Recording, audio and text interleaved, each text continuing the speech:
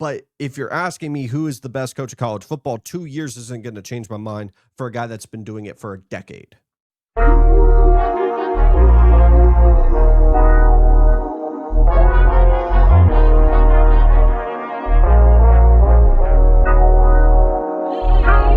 We have to stop the narrative that Curt Cignetti is by far the best coach in college football.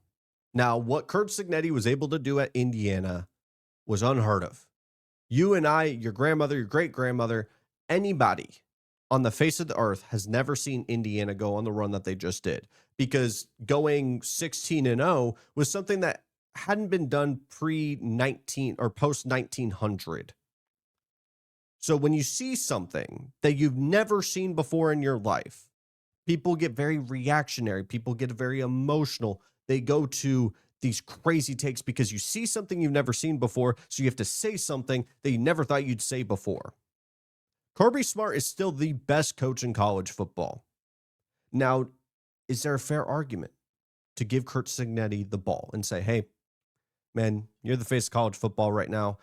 Indiana's the team to beat. They just won the national championship. I'm not trying to put a wet blanket on the entire situation. That's not what I'm trying to do here. And if you really want to go through the rabbit hole of, would Kirby Smart be able to accomplish what Curt Cignetti just did at Indiana? And that's the core of your argument. I can hear you out on it. But at the end of the day, my side of the coin is going to have more longevity. It's going to have more national championships. I'm going to have a lot more substance to chew on in terms of Kirby Smart still being the best coach in college football. Now, if you want to say, well, he hasn't won a playoff game since 2022, I will also rebuttal with the fact that he's been able to win the SEC back-to-back years in what is seen as a down year for the overall SEC, of course, but also for Georgia. For Georgia standards, they are still winning the SEC. It's impressive nonetheless. I think a lot of people tend to see that G and they know the dominance of Kirby Smart and forget where the program was before Kirby. They were the team that had all the resources in the world but couldn't ever get over the hump, and Kirby was the one that got them there. And I think that is something that has become lost on college football fans, was him being the guy that took the step forward. Very similar to like Texas A&M for a very long time, and they're still relatively in that zone of a team that has all the resources but could never really get to the mountaintop. And maybe Mike Elko is the guy that gets him to the mountaintop, but Kirby was able to do it. And Kirby's been able to sustain it for a very long time in a sport where everything is changing around him. Everything is breaking, or there's a new change here. He is staying consistent, and the program is continuing to stay consistent. And he's been able to produce high-level talent, get players to the NFL draft, win football games, and check every single box. Now, did he not win a championship this past season? No, he did not. Because what Curt Cignetti was able to do is do the quickest rebuild that we've seen in college football history.